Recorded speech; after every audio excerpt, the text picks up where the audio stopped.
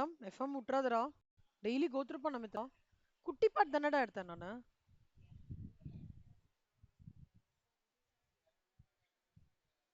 படிக்கணும்.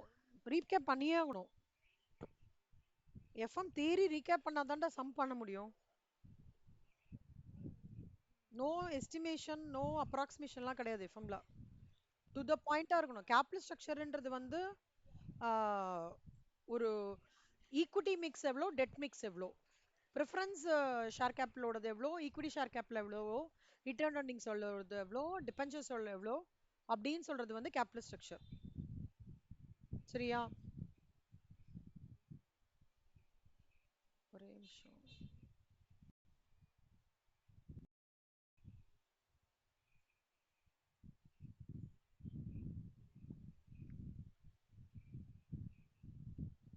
So capital ஸ்ட்ரக்சரோடது வந்து 4 layers of capital structure இருக்கு. Common equity, preferred equity, mezzanine debt, senior TET.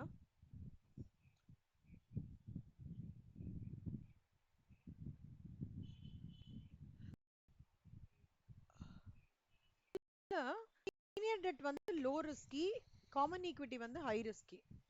So because எல்லாருக்கும் பிரிச்சு கொடுத்ததுக்கு அப்புறம் தான் காமன் ஈக்விட்டிக்கு வந்து பைசா வரும். ஓகேவா? ஸோ இப்போ நேத்திக்கு வந்து senior debt, mezzanine debt, equity finance இதெல்லாம் பார்ட் ஆஃப். அம்மா கிளாஸ் இருக்கு, நான் அப்புறம் பேசுறேன். அம்மா நான் கிளாஸ் இருக்கு அப்புறம் பேசுறேன்னு சொல்லிட்டான். Features of an appropriate capital structure வந்து consist of 5 points: profitability, solvency, flexibility, conservatism, control. Okay, இதுல லிக்விடிட்டியும் ஆட் பண்ணிக்கோங்க. கேபிட்டல் ஸ்ட்ரக்சரோடது வந்து இந்த ரெண்டு ரீசன் ரொம்ப இம்பார்ட்டன்ட். ஓகேவா? ஏன் வந்து debt leverage effect is more pronounced in case of டெட்ன்றதுக்கு இந்த ரெண்டு ரீசன் ரொம்ப இம்பார்ட்டன்ட். EBIT EPS அனாலிசிஸ் வந்து ரொம்ப ரொம்ப இம்பார்ட்டன்ட். அதே மாதிரி காஸ்ட் ஆஃப் கேபிட்டல் எப்பவுமே வந்து டெட் கேபிட்டல் தான் வந்து cheapest source. Preferred share capital is also cheaper, but equity கேபிட்டல்ன்றது தான் வந்து ஹையர். இது இட் இஸ் வந்து not cheapest. So equity capital தான் ரொம்ப காஸ்ட்லியஸ்ட், டெட் கேபிட்டல் வந்து ரொம்ப சீப்பஸ்ட், ப்ரிஃபரன்ஸ் ஷேர் கேபிட்டலும் வந்து சீப்பர்னு சொல்லலாம். நெக்ஸ்ட் வந்து flexibility, marketability and timing, flotation cost. Flotation காஸ்ட்னா என்ன அர்த்தம்னா, எஃப்எம் வந்து கோத்ரூ பண்ணீங்களா? சைட் ஹெட்டிங்ஸ் கோத்ரூ பண்ண சொன்னேன், பண்ணீங்களா? நீங்க ஒருவேளை பண்ணலன்னா இன்னைக்கு பண்ணிடுங்க மித்ரா. ஓகே, எஃப்எம் வந்து அதாவது தியரி எஃப்எம்ல கோத்ரூ பண்ணிட்டதுக்கு அப்புறம் சம் பார்த்தீங்கன்னா வேல்யூ அடிஷனா இருக்கும். ஓகேவா? அசால்ட்னஸ் வரக்கூடாது மித்ரா. டெய்லி 4 சப்ஜெக்டோடையும் லிங்க் ஆயிருக்கணும். அப்புறம் பார்த்துக்கலாம். ஜூலை தான் இருக்கு. இந்த இதுவே வேணவே வேண்டாம். ஜூலை வந்துருச்சுன்னு நினச்சிக்கோங்க. ஃபவுண்டேஷன் ரிசல்ட் ஏத்திக்கு வந்துருச்சு. கரெக்டா? ஸோ அதனால இப்போ கிடுகிடுன்னு பார்த்தோம்னா நம்மளுக்கு போயிடும், நாட்கள் போயிடும். அதனால எப்படி எக்ஸாம் டைம்ல நைட் டே அண்ட் நைட் படிச்சீங்களோ அதே மாதிரி I want you to crack it out. அதை இப்போலேருந்தே படிக்க ஆரம்பிங்க. சரியா? ஸோ ஃப்ளோட்டேஷன் காஸ்ட்னா என்ன அர்த்தம் சொல்றேன்டா. ப்ராஸ்பெக்டஸ் இஷ்யூ பண்ணும்போது ஒரு காஸ்ட் பே பண்றோம்ல, அது ஃப்ளோட்டேஷன் காஸ்ட். அதே மாதிரி brokerage காஸ்ட்டை ஃப்ளோட்டேஷன் காஸ்ட்னு சொல்லுவாங்க, கமிஷனா ஃப்ளோட்டேஷன் காஸ்ட்னு சொல்லுவாங்க. So flotation cost can be an important consideration in deciding the size of the issue of securities, because these costs as a percentage of funds raised will decline with the size of the issue. அது ஒன்று. அப்புறம் purpose of financing வந்து the purpose for which funds are raised should also be considered while determining the source of capital structure. இப்போ collateral அப்படின்னா என்னன்னா, collateral term வந்து is very much related and relevant for determining the capital structure as well as for capital staking. Collateral may take the form of a real estate or other kinds of assets and depending on the purpose of the loan. Collateral acts as a form of protection. Collateral என்ன? எனக்கு ஒரு loan வேணும், but loan நான் வந்து trust வர்த்தியான்றது உங்களுக்கு தெரிலன்னா என்னோட collateral security கேட்பாங்க. ஏதாவது உங்களோட மேஜரா உங்களோட ஷேர்ஸ் இருந்தால் அதை கொலாட்ரல் செக்யூரிட்டியாக கொடுங்க, லேண்ட் இருந்தால் கொலாட்ரல் செக்யூரிட்டியாக கொடுங்க, அந்த மாதிரிலாம் சொல்றது தான் collateral. It's a protection for the lender. யார் கடன் கொடுக்குறானோ அவனுக்கு ஒரு ப்ரொடெக்ஷன்.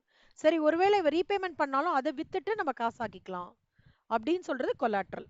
ஓகே, இதுல covenant, negative கோவினன்ஸ் and cross default அந்த மாதிரி ஒரு கான்செப்ட் இருக்கு. லீகல் அண்ட் ஃபினான்ஷியல் டெர்மினாலஜி, கோவினன்ட்ன்றது ஒரு ப்ராமிஸ் மாதிரி. Okay, covenants in finance mostly related to terms in financial contract such as loan document or bond issue stating the limits at which borrower can further lend. கோவினன்ஸ்லாம் என்னன்னு சொல்றேன், கோவினன்ஸ்ன்றது வந்து they are put in place by lenders. அதாவது யாரு applications financial ஆப்ளிகேஷன்ஸ்ல default பண்றாங்களோ அப்ப இந்த கோவினன்ஸ் உள்ள வருவாங்க. ஓகேவா? Covenants they will come into picture. எதுக்கு அப்படின்னா, ஒருவேளை இவங்க ரீபே பண்ணலைன்னா அப்போ இவங்க பாரோயரை லெண்டர் வந்து அஃபெக்ட் ஆகாம இருக்கிறதுக்கு ஒரு என்ன சொல்றது அக்ரிமெண்ட் தான் வந்து கோவினன்ஸ்னு சொல்லுவாங்க. கோவினன்ஸ் வந்து can cover everything from minimum dividend payments to levels that must be maintained in working capital to key employees remaining with in the firm. See, financial covenants, non-financial covenants என்னன்னு சொல்றான். Financial and non-financial covenants compare பண்ணும்போது in a loan agreement helps us to better understand how the agreements are formulated and the way they are executed across various industries. So covenants in பண்ணும்போது ரெண்டு வகை இருக்கு Mitra. Financial covenants, non-financial. In voice கேக்குறதா? Okay, financial கோவினன்ஸ்ன்றது ஒரு part of agreement. அதுல you provide restrictions on how a company எப்படி ஒரு ஃபினான்ஸை வந்து ஒரு கம்பெனி ஆப்ரேட் பண்ணும், எப்படி ஒரு இண்டிவிஜுவல் வந்து ஒரு இதை ஆப்ரேட் பண்ணும், எப்படி வந்து ஒரு கம்பெனி வந்து டெட்டை வந்து எவ்வளோ எடுத்துக்கலாம், எவ்வளோ கடன் வாங்கலாம். ஓகே, இதனால என்ன ஆகும் அப்படின்னா the company will be able to have a proper debt equity ratio. That is one point. நான் ஃபினான்ஷியல் கோவினன்ட்டும் வந்து ஒரு சேஃப்டி தான். ஓகேவா? They are undertaken by a lender. அதாவது மணி லெண்டிங் ஆக்டிவிட்டீஸ்ல ஒரு ரிஸ்க், இது வந்து இது என்ன சொல்லுவாங்கன்னா ரிஸ்க் ப்ரொடெக்ஷன் மெஷர்னு சொல்லுவாங்க கணா. நான் ஃபினான்ஷியல் கோவினன்ட் எழுதிக்கோங்க, ரிஸ்க் ப்ரொடெக்ஷன் மெஷர். ஓகேவா? ஃபினான்ஷியல் கோவினன்ட்டோட மெயின் ஆஸ்பெக்ட் என்னன்னா எவ்வளவு நான் கடன் வாங்கலாம் கடன் வாங்க கூடாதுன்றது ஒரு கம்பெனிக்கு சொல்லும். நான் ஃபினான்ஷியல் கோவினன்ட் என்ன சொல்லும்னா மெஷர்மெண்ட் ஆஃப் ரிஸ்க். எனக்கு வந்து எங்கெல்லாம் பிரச்சனை ஆகிறதுக்கான சான்சஸ் இருக்கு. ஸோ இங்க critical part of they are critical part of financial agreements who are guiding the terms of the contract. Okay, they help to ensure the faithful execution of the contract that occurs in good faith by the two signing parties. இது நான் financial. Positive covenant, negative covenant ரெண்டு இருக்கு. Positive கோவினன்ட்ன்றது ஒரு கான்ட்ராக்ட்ல ஒரு class. எப்படின்னா இது எப்படி சொல்லலாம்னா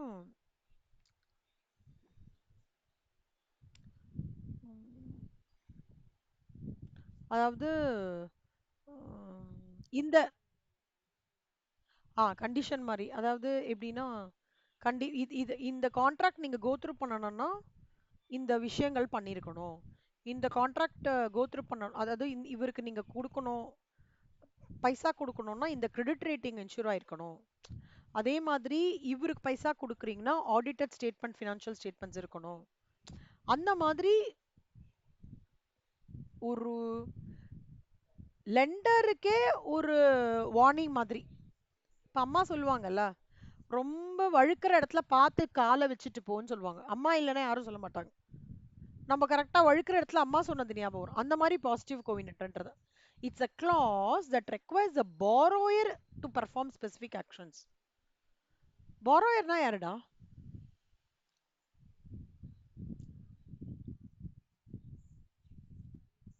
பையர் மாதிரி. அதாவது யாரு கடன் வாங்குறாங்களோ அவங்க தான் borrower. கடன் வாங்கினவங்க இப்ப கடன் வாங்க போறோம்னா அது இப்ப வந்து பேங்க்ல வந்து கடன் வாங்கறதுக்கு முன்னாடி சொல்றோம்ல, நீ உங்க பேன் கார்டை கொடு, ஆதார் கார்டை கொடு, சேலரி சர்டிபிகேட் கொடு, இதெல்லாம் கொடுத்தாதான் நான் கொடுப்பேன்னு சொல்றாங்க இல்லையா? அந்த மாதிரி லோன் கான்ட்ராக்ட்லயே ஒரு கிளாஸ் இருக்கு. பாரோயர் இதெல்லாம் பண்ணினா மட்டுமே நீ கடன் கொடு அப்படின்னு சொல்றது வந்து பாசிட்டிவ் கோவினன்ட். புரியுதா? நெகட்டிவ் கோவினன்ட்ன்றது என்ன அர்த்தம்னா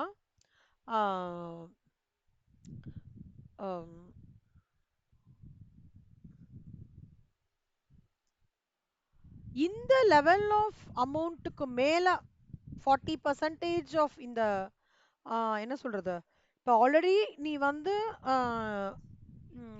400 lakhs லைக் டெட் எடுத்திருக்க, இன்னும் ஒரு 200 lakhs தான் வந்து நீ எடுக்க முடியும். ஓகேவா? ரிஃப்ரைனிங் ஃப்ரம் சர்டன் ஆக்ஷன்ஸ், இதுக்கு மேல நீ எடுக்காத, இதுக்கு மேல நீ எடுக்க கூடாது. ஓகேவா? இதுக்கு மேல இஷ்யூ ஆஃப் ஷேர் கேபிட்டல் பண்ணக்கூடாது, இதுக்கு மேல issue of preference share capital பண்ணக்கூடாது. அந்த மாதிரி it is a signal to the borrowers to refrain from certain actions. Okay, end of the which இதோட நெகட்டிவ் காவனன்ஸோட அப்ஜெக்டிவ் என்னன்னா such that the goodwill of the company is not affected ன்றத பாத்துக்கோ. For instance இது படிங்க கண்ணா, most loan agreements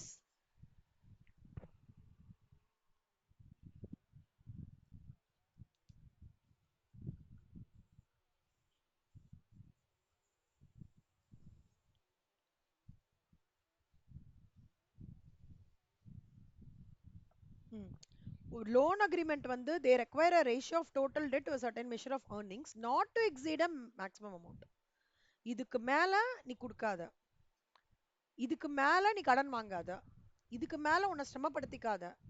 இப்ப அம்மாலாம் சொல்லுவாங்கல்ல, இதுக்கு ரொம்ப கஷ்டப்பட்டுக்காத, வெளிக்கு அந்த வேலையில எல்லாம் தேவையில்லாம கான்சென்ட்ரேட் பண்ணாத, உன் ஒர்க்கை பாரு, உன் இது பாரு, அதெல்லாம் தேவையில்லாம் டைவர்ஷன், இந்த மாதிரி சொல்லுவாங்கல்ல.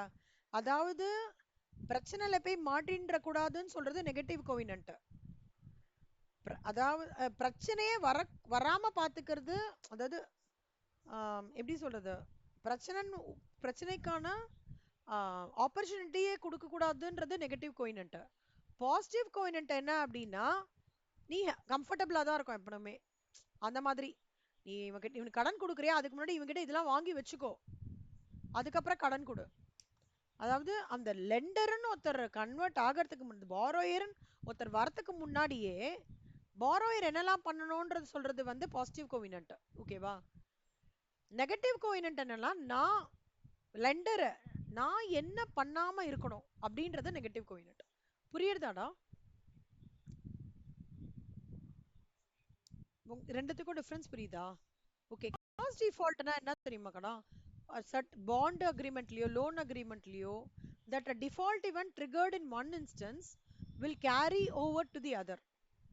Default event triggered in one instance will carry over to the other.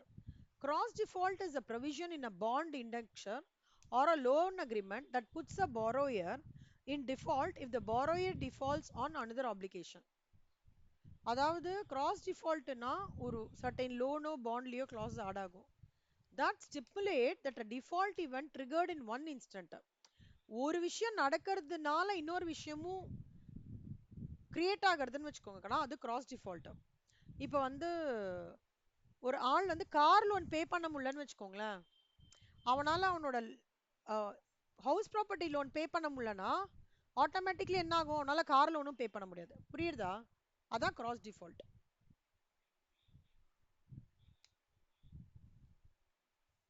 ஓகேவா? இந்த பேரா படிச்சலமா?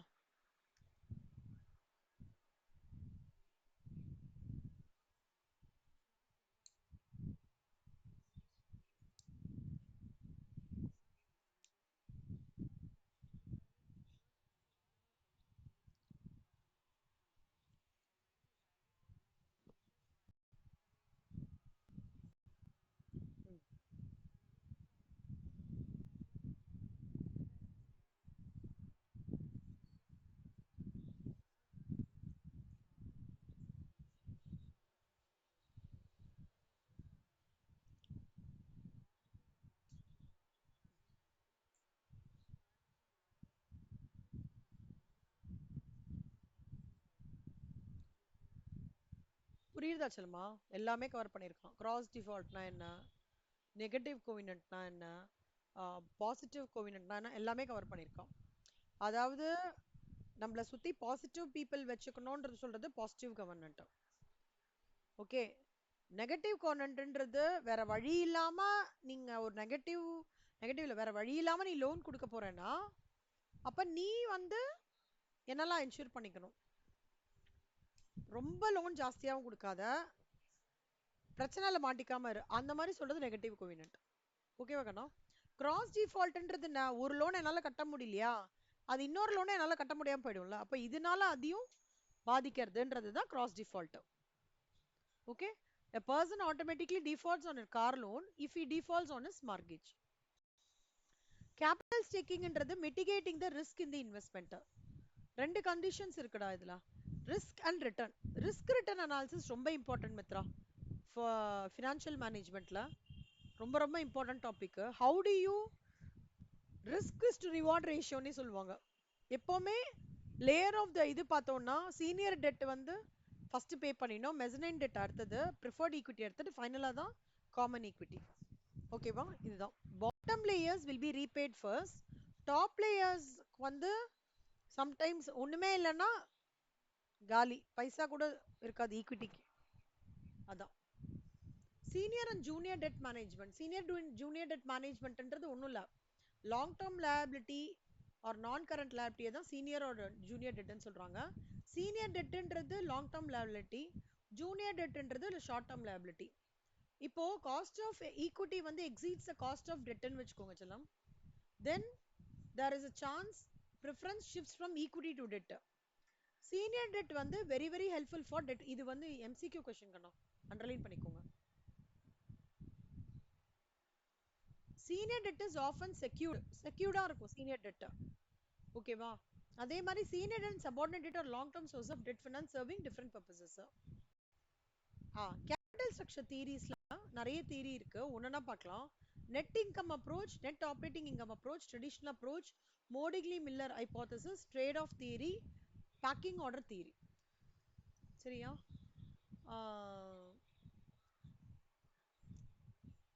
இப்போ the existence of the optimum capital structure is not accepted by all. There are two extreme views of schools of thought regarding the existence of a optimum capital structure. See, நிறைய கான்ட்ரிபியூட்டரிஸ் இருக்காங்க இந்த தியரிஸ்க்கு. David டுரண்ட், Ezra Solomon, மாடிக்லி மில்லர்லாம் இருக்காங்க. ஒவ்வொருத்தரும் அவங்களோட approach என்ன சொல்றாங்கன்னு பார்க்கறது தாங்க நான் ஒவ்வொன்று இது. செல்லம் நான் சொல்றது அப்படியே எழுதிக்கூட அந்த குட்டி நோட்ல.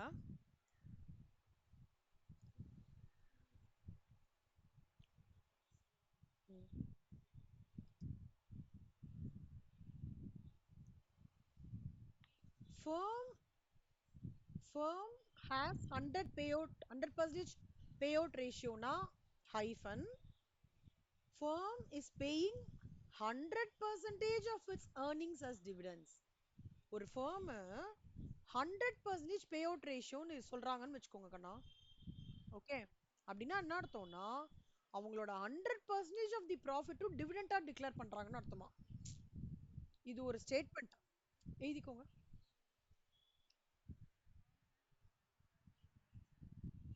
hyphen என்ன அர்த்தம்னா it pays 100% of its profits as dividends.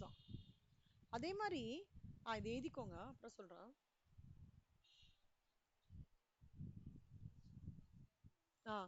இப்போ பாருங்க செல்லமா, இப்போ இந்த தியரிஸ் எல்லாமே ஒரு ஒரு அசம்ஷன்ஸ்ல தான் எடுத்துட்டு வந்திருக்காங்கடா, எல்லா தியரியுமே.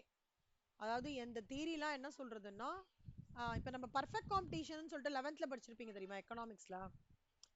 the market has lot of buyers, lot of sellers, homogeneous product தான் இங்க செல் பண்றாங்க. There is no வந்து conflict in the no market with regard to price. All buyers likes all the products. அதெல்லாம் கம்ப்ளீட்லி ஒரு ஹைப்போதெட்டிக்கல் எக்ஸாம்பிள் தான், ஒரு ட்ரீம்ல தான் நடக்கும் அதெல்லாம் இல்லையா? அப்போ ஆனா அது ஒரு அசம்ஷன்ல அந்த பெர்ஃபெக்ட் காம்படிஷன் எடுத்துட்டு வந்திருக்காங்க. இந்த தியரிஸ் இருக்காங்களா, இவ்ளோ தியரிஸ் எடுத்துட்டு வந்திருக்காங்க, இது தியரி எல்லாமே ஒரு அசம்ஷன்ஸ் தாங்கடா. எப்படின்னா எல்லா ஃபர்மும் டெட்டும் வச்சுக்கும், ஈக்விட்டியும் வச்சுக்கும். அப்புறம் எல்லா ஃபர்ம்லயும் வந்து 100% பே அவுட் ரேஷியோ இருக்கு. ஏர்னிங்ஸ் வந்து EBIT ஆஃப் தி ஃபர்ம் வந்து தே ஆர் எக்ஸ்பெக்ட், அது ஒரே மாதிரி ஸ்டாண்டர்டா போயிட்டு இருக்கும், எல்லாமே கான்ஸ்டன்ட். அந்த மாதிரி இதெல்லாம் வந்து கனவுல தான் நடக்கக்கூடிய ஒரு விஷயத்த அசம்ஷன், டாக்ஸஸே இருக்காதுன்றான். எங்க டாக்ஸஸ் இல்லாம இருக்கு? பட் இதெல்லாம் தியரிஸ் நம்ம வந்து which have been formulated by different people under some assumption எடுத்துட்டு வந்திருக்காங்க. Sometimes it might fit into the situation, sometimes it might not fit into the situation. Okay, but நம்ம as is exam point of view படிச்சுக்கலாம். சரியா? அந்த இது எழுதிட்டியாச்சலாம். அடுத்தது எழுதிக்கோங்கண்ணா. Market value of the firm is equal to, எழுதிக்கோச்சலாம். market value of the firm is equal to market value of common shares plus market value of debt.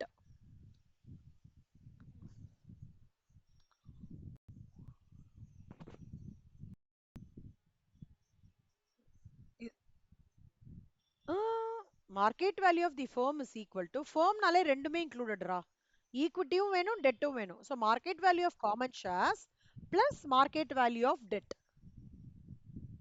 இங்க எஸ்ன்றது இதோடது, டின்றது இதோடது. அப்புறம் இதுக்கு சொல்லலாம் NOI-னா நெட் ஆப்பரேட்டிங் இன்கம்.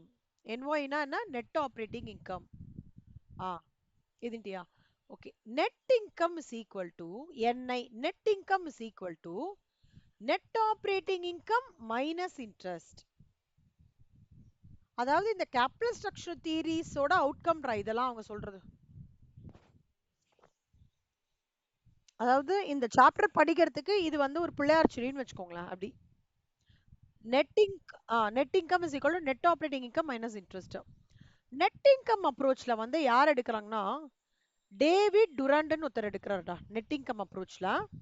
அவர் என்ன சொல்றாரு அப்படின்னா, எவ்வளோ நீ வந்து டெட் கேபிட்டல் எம்ப்ளாய் பண்றியோ அவ்வளோக்கு அவ்வளோ உன்னோட ஓவரால் காஸ்ட் ஆஃப் கேபிட்டல் கம்மியாகி வேல்யூ ஆஃப் தி ஃபர்ம் ஜாஸ்தியா இருக்கும்னு இவர் சொல்றாரு.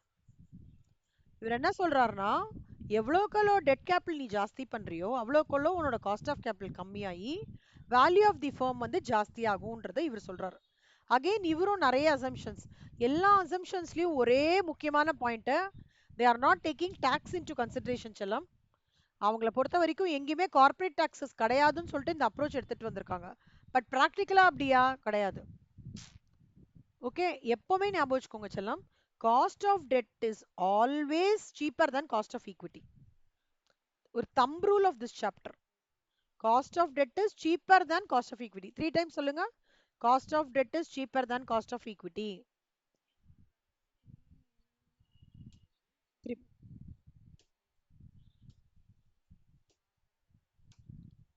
இது ஞாபகம் வச்சுக்கோங்க செல்லமா. ஓகே, இப்போ நெட் இன்கம் அப்ரோச்னு போட்டுக்கோங்க கண்ணா.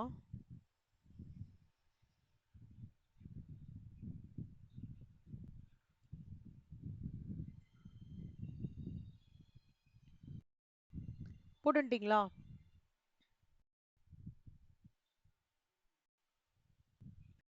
Net income அப்ரோச்ல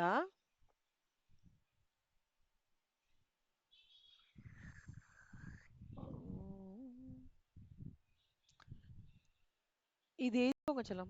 The greater the debt capital employed, lower the overall cost of capital, higher the value of the firm. மூணுடா. டெட் கேபிட்டல் ஜாஸ்தி ஆகுது, ஓவரால் காஸ்ட் ஆஃப் கேபிட்டல் கம்மி ஆகுது, அதனால வேல்யூ ஆஃப் தி ஃபர்ம் ஜாஸ்தி ஆகுது. இந்த ஸ்டேட்மெண்ட் எழுதிக்கோங்க. அக்கார்டிங் டு திஸ் தியரி,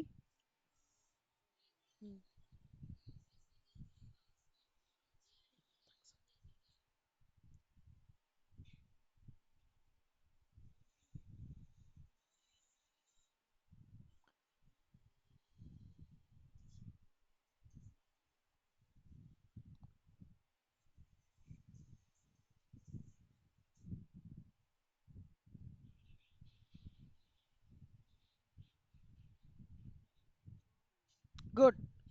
இப்ப பாரு செல்லம், இதுல அவங்க என்ன சொல்றாங்கன்னா, அதேதான் market value of equity plus market value of debt is equal to total value of the firm. அதுல எதுவுமே இது கிடையாது. Overall cost of capital is equal to EBIT divided by value of the firm. ஒரு நிமிஷம் இருங்க. இந்த formula எழுதிக்கோ செல்லமா. According to this குட்டி நோட்ல எழுதிக்கோடா. அக்கார்டிங் டு திஸ் அப்ரோச், ஒவ்வொரு அப்ரோச்சுக்கும் ரொம்ப மேஜரா வேரி ஆகாது, கொஞ்சம் கொஞ்சம் தான் வேரி ஆகும். According to this approach, V na market value of the firm. Na market value of the firm is equal to market value of the shares, அதாவது equity plus market value of debt.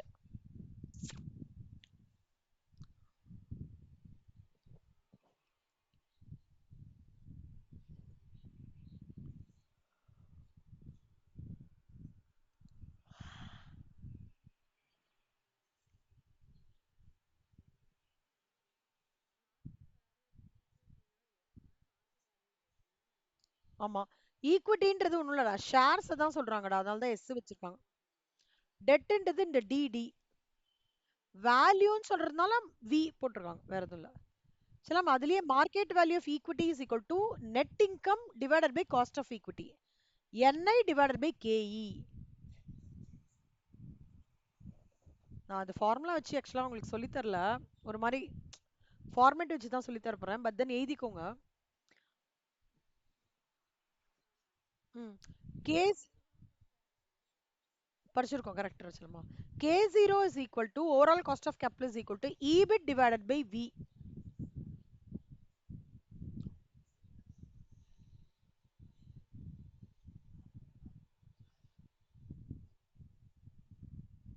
Good.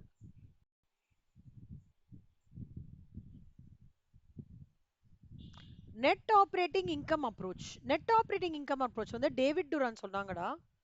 அவர் வந்து என்ன சொல்லியிருக்காருன்னா, அவரோட core இது என்னன்னா, நீ எவ்வளோக்கு எவ்வளோ costly debt use of less costly டெட்ன்றது வந்து அவரோட இதோட டோட்டல் தாட் ப்ராசஸ் என்ன அப்படின்னா, நீ காஸ்ட்லி டெட் லெஸ் ஆகும்போது உன்னோட ஈக்விட்டி ஷேர் ஹோல்டர்ஸ்க்கு ரிஸ்க் ஜாஸ்தி ஆகுதுன்னு சொல்றாங்க.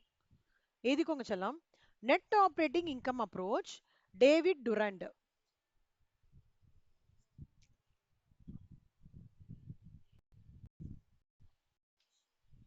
ஆமா,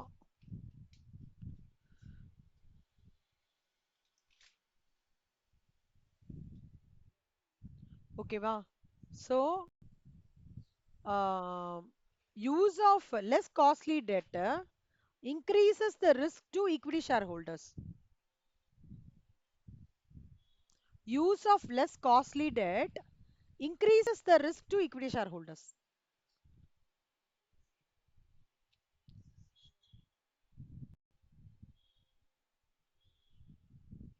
Next, அடுத்தது இதுல அது போதும்டா, அதுக்கு மேல வேண்டாம். ட்ரெடிஷனல் அப்ரோச் எழுதிக்கோங்க.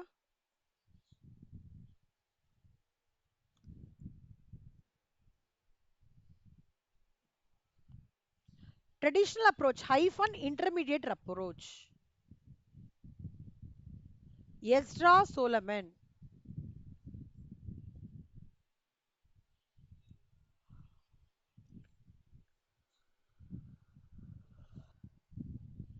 இந்த ட்ரெடிஷனல் அப்ரோச் வந்து 3 ஸ்டேஜஸ் சொல்லலாம். ஒரு ஸ்டேஜ் என்ன சொல்றதுன்னா, ஒரு ஸ்டேஜ்ல எப்படி இருக்கும்னா, காஸ்ட் ஆஃப் ஈக்விட்டியும் காஸ்ட் ஆஃப் டெட்டும் கான்ஸ்டன்டா இருக்கும். ஆர் காஸ்ட் ஆஃப் டெட் வந்து கம்மியா இருக்கும் காஸ்ட் ஆஃப் ஈக்விட்டியை விட. சரியா? ஃபர்ஸ்ட் ஸ்டேஜ்ல. ஸ்டேஜ் 2ல என்ன ஆயிடும்னா, ஒரு பாயிண்ட்ல இன்க்ரீஸ், ஒரு பாயிண்ட்ல இது டெவலப் ஆக ஆக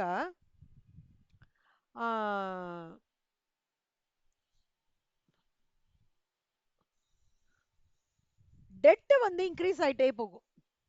once a firm reached a reasonable level of a further increase in debt வரும்போது, ஓகேவா, ஈக்விட்டி ஷேர் இது எழுதிக்க வேணாம்டா, ஜஸ்ட் அப்சர்வ் பண்ணிக்கோங்க.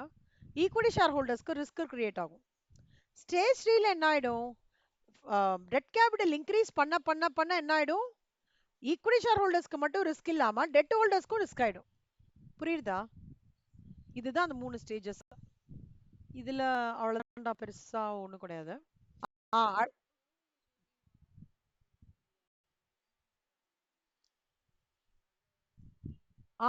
கரெக்ட். உனக்கு ஞாபகம் இருக்கா? ஆ correct correct. Increasing returns, constant returns, decreasing returns படிப்போம்ல. 3 படிப்போம்ல செல்லம், அதே மாதிரி இது ஸ்டேஜ் 1, ஸ்டேஜ் 2, ஸ்டேஜ் 3. ஓகே, சூப்பரா. மோடிகினி மில்லர் ஹைபோதசிஸ் ரொம்ப இம்பார்ட்டன்ட் செல்லம், எழுதிக்கோங்க. Modigliani Miller hypothesis.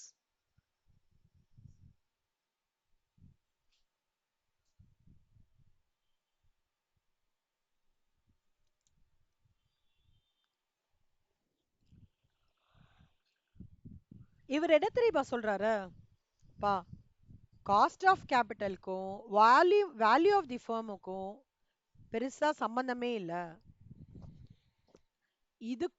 இதுக்குமான கனெக்டிவிட்டி வச்சு ஒரு கேபிட்டல் ஸ்ட்ரக்சரை வந்து நீங்க எதுவும் அசஸ் பண்ண முடியாது, டிசிஷன் மேக்கிங் வர முடியாது. ஒரு கேபிட்டல் ஸ்ட்ரக்சர் டிசிஷன்ஸ்க்கு வந்து இந்த connection between overall cost of கேபிட்டலும் வேல்யூ ஆஃப் ஃபர்மும் பண்ணக்கூடாது அப்படின்னு இவர் சொல்றாரு. இது மட்டும் எழுதிக்கோங்க செல்லம். மோடிக்லி மில்லர் ஹைபோதசிஸ்ன்றது இவர் தான், மோடிக்லி மில்லர் தான் எடுத்துட்டு வந்தாங்க. அவங்க என்ன சொல்றாங்கன்னா, the overall cost of capital and value of the firm are independent of the capital structure. அது மட்டும் எழுதிக்கோங்க. புரியுதாடா இது வரைக்கும்? ஆ.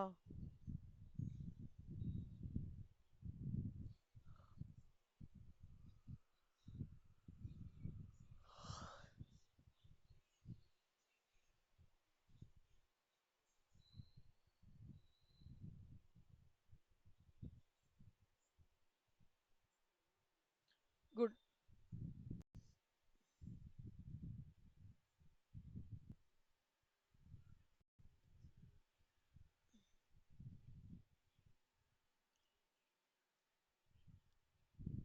சிலம் ஆர்பிட்ரேஜ் ப்ராசஸ்ன்னு எழுதிக்கோடா, நான் எக்ஸ்பிளைன் பண்றேன்.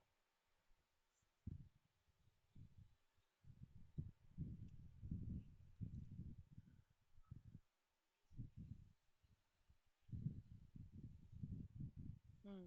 எழுதிட்டியாடா? ஆர்பிட்ரேஜ் ப்ராசஸ்னா என்னன்னு சொல்றேன். ஒரு லேமேன் லாங்குவேஜ்ல என்னன்னு சொல்றேன்டா. ரெண்டு கம்பெனி இருக்கு செல்லமா, எல்ஐசி சுஸ்லான் இருக்கு. சரியாடா? 2021ல எல்ஐசி வந்து 10 ரூபாய் இது பண்றான். ஒரு ஷேரோட விலை 821 rupees. 2021ல 8210 rupeesக்கு நான் ஷேர்ஸ் வாங்குறேன் எல்ஐசியோடது. ஓகேவா? 2022ல அதே 821 rupeesல இருக்கிற எல்ஐசியோட ஷேரை ஷேரு 1171 போயிடுறது. அப்ப என்னோட ஷேர் வேல்யூ எவ்வளோ? 11790 ஆயிடுதா? அப்போ நான் அந்த டைம்ல இருக்கும்போது எனக்கு ப்ராஃபிட்னு இருக்கும்போது வித்துடுறேன். அப்ப எனக்கு என்ன லாபம்? 11790 minus 8210 will give you 3580. கரெக்டா? ஆ. இப்போ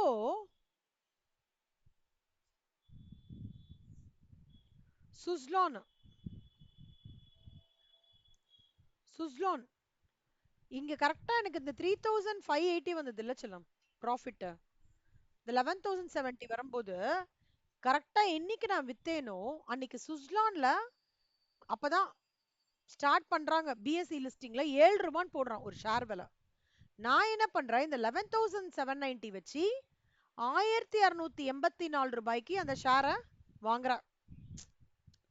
ஓகே. அது 83 ரூபாய் வரும்போது என்ன ஆயிடுறது? 1,39,000 ஆயிடுறது. எப்ப இது 83 ரூபாய் ஆகும்போது திருப்பி விக்கிறேன். அப்ப என்னோட லாபம் எவ்வளோ?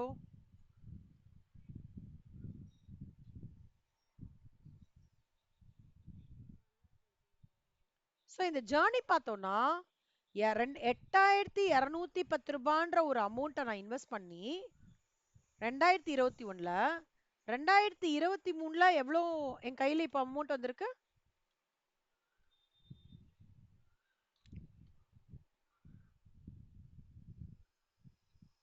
என் கையில எவ்வளவு அமௌண்ட் வந்திருக்கு இப்போ?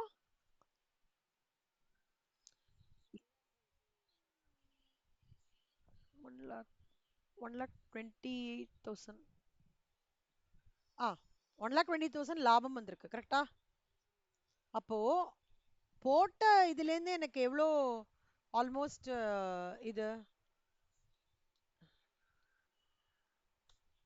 1,31,000 லாபமா போட்ட பாயிண்ட்ல இருந்து? அப்போ இதுதான்டா ஆர்பிட்ரேஜ்ன்றது. ஒரு ஷேரை வாங்குறேன், எப்ப ஜாஸ்தியா இருக்குமோ வித்துடுறேன், அந்த வித்த பைசால வேற ஒரு ஷேர் கம்மியா இருக்கிற ரேட்ல வாங்குறேன், அது அதிகமாகும் போது விக்கிறேன். இந்த ப்ராசஸ் தான் ஆர்பிட்ரேஜ் ப்ராசஸ்ன்னு சொல்லுவாங்க. புரியுதா? இப்போ பேரா படிக்கலாம் செல்லம். இது படிடாக்கணும்.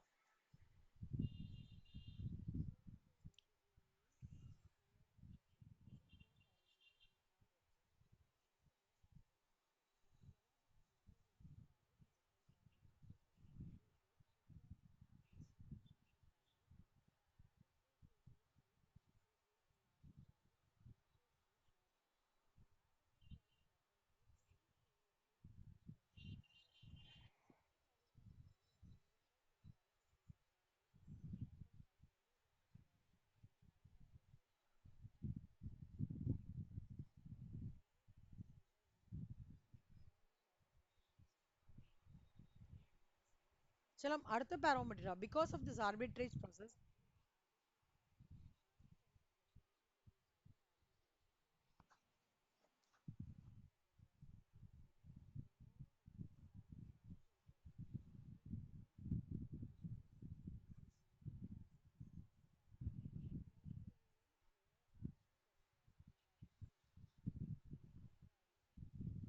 அதாவது புரியுதா உங்களுக்கு இந்த ப்ராசஸ்? இந்த இந்த இந்த எல்ஐசி சுஸ்லோனோட இதை கனெக்ட் பண்ண முடியுதா?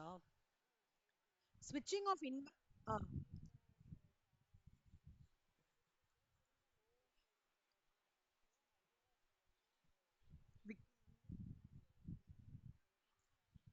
கரெக்ட். சூப்பரா அதான். சூப்பரா புடிச்சிட்டேன். அந்த பாயிண்ட் தான். ஓகே சலாம்.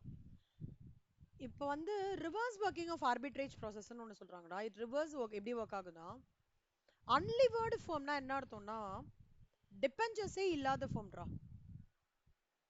டிபெஞ்சஸே இல்லாத ஃபார்முக்கு ஹை மார்க்கெட் வேல்யூ இருக்கு.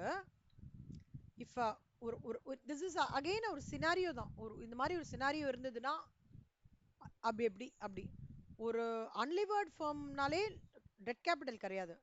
அவங்களுக்கு அதிகமான மார்க்கெட் வேல்யூ இருக்கு. தேன் லிவர்ட் ஃபார்ம்னா டெபெஞ்சர்ஸ் வச்சிருக்கான். ஆர்பிட்ரேஜ் ப்ராசஸ் ரிவர்ஸா ஒர்க் ஆகும் சொல்லும். அப்ப என்ன பண்ணுவாங்க, இன்வெஸ்டர்ஸ் வில் ட்ரை டு ஸ்விட்ச் the investments from no debt capital to the debt capital firm so that equilibrium is established in no time. செல்லமா எப்பவுமே ஒரு கேபிட்டல் ஸ்ட்ரக்சர்ன்றது வந்து டெட் கேபிட்டலும் இருக்கணும், ஈக்விட்டியும் இருக்கணும்டா. என்ன ஈக்விட்டி மட்டும் ரன் ஆயிட்டு இருக்காங்கன்னா அப்ப அவங்க they are not going for any diversification அர்த்தம். எக்ஸ்பான்ஷனுக்கு போல அப்படியே இருக்காங்க. இது யார் சொல்லலாம்னா, யார சொல்லலாம், எந்த கம்பெனி எக்ஸாக்ட்டா சொல்லலாம்? அப்படியே ஸ்டாக்னண்டா மெயின்டைன் ஆயிட்டே இருக்கு அந்த மாதிரி இருக்கும். நம்ம ஊர்ல வந்து ஏதாவது ஒரு சூப்பர் மார்க்கெட் வச்சுக்கோங்களேன். பட் இந்த லிவர்டு ஃபர்மன் இருப்பாங்கல்ல, கடன் வாங்குவாங்க, வாங்கி எக்ஸ்பேண்ட் பண்ணுவாங்க.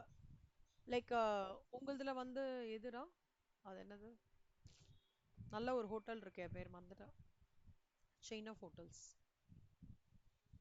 அன்னபூர்ணா. அன்னபூர்ணா நிறைய இடத்துல இருக்குல்லடா. ஃபாரின்லயும் இருக்காடா? நிறைய இருக்கு. ஸோ செயின் ஆஃப் ஹோட்டல்ஸ்லாம் அவங்க அந்த மாதிரி இருக்கிறவங்க தான் levered firm. Unlevered firm any local super market which you are spotting in your locality அப்படின்னு நான் எக்ஸாக்டா சொல்ல மாட்டேன். அதாவது டெட் கேபிட்டல் இல்லாமயே ஈக்விட்டி வச்சே ரன் பண்ற ஃபார்ம் வந்து அன்லிவர்ட் ஃபார்ம். எப்பவுமே ஞாபகம் வச்சுக்கோக்கண்ணா, ஈக்குவலிபிரியம் எஸ்டாப்ளிஷ் பண்ணணும்னா உன்னோட இன்வெஸ்ட்மெண்ட்ஸை நீ அன்லிவர்ட் ஃபார்ம்லேருந்து லிவர்ட் ஃபார்முக்கு போட்டாதான் ஈக்குவலிபிரியம் எஸ்டாப்ளிஷ் ஆகும். It is proved. இது வந்து ஆர்பிட்ரேஜ் ப்ராசஸ் ஓடுதுடா செல்லமா. ஓகே. ப்ரொபோசிஷன் 2 என்ன சொல்றாங்க அப்படின்னா, அதுல ஒரு ஃபார்முலா இருக்கு. செல்லம் இது எழுதிக்கோ. ஏன் இது உனக்கு ஏற்கனவே தெரியும்னு நினைக்கிறேன். இந்த ஃபார்முலா நம்ம இது ஒரு இது மாதிரி போடுவோம்டா, சீக்வென்ஸா போடுவோம். எழுதிக்கோ செல்லம். Cost of equity is KE is equal to K0 plus bracket open KO minus KD bracket close into D by S.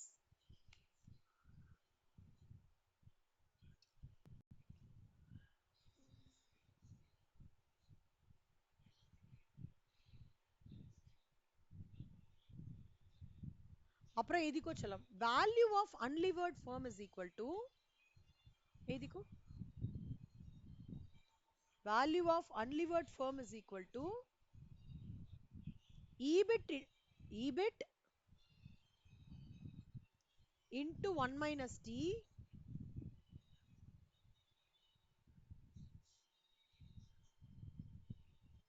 divided by KE. எழுதியாச்சுலாம். ஓகே.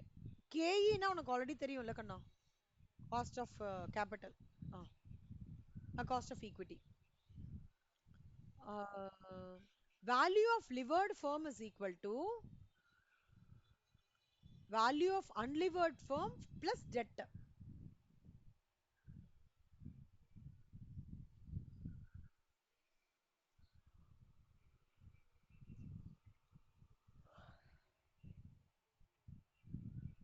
இதோட நான் முடிக்கிறேன் செல்லம்மா. இன்னைக்கு கொஞ்சம் இது வந்து மத்த மத்த எஃப்எம் சாப்டர்ஸை விட இது கொஞ்சம் நியூ கான்செப்ட். ஓகே. நாளைக்கு ட்ரேட் ஆஃப் தியரியும், அதாவது நாளைக்கா நாளைக்கு போட்டிருக்கேனா எஃப்எம், எப்போ போட்டிருக்கேன் செல்லம்? நாளைக்கு பெக்கிங் ஆர்டர் தியரி ரொம்ப இம்பார்ட்டன்ட்ரா. ஓகே. அதெல்லாம் நான் எடுத்துட்டு இல்லஸ்ட்ரேஷன்ஸ் as such ரொம்ப ஈஸி. இந்த தியரி பார்ட் தான் கொஞ்சம் காஸ்ட் ஆஃப் டெட் இதுக்குன்னா இப்படி வரும் அந்த மாதிரி நம்ம பார்க்கணும். இதெல்லாம் ரொம்ப ஈஸியா இருக்கும். ஓகேவா? நாளைக்கு வந்து தியரி முடிச்சுட்டு சம்ஸ் ஆரம்பிச்சிடலாம் நம்ம. ஓகேவா? ஓகே செல்லம்மா. மித்ரா இதெல்லாம் நல்லா கோத்ரூ பண்ணிக்கோங்க. இந்த ஃபார்முலா நல்லா கோத்ரூ பண்ணிக்கோங்க செல்லம். சரி செல்லம்மா. தேங்க்யூடா கண்ணா. தேங்க்யூ. Bye by.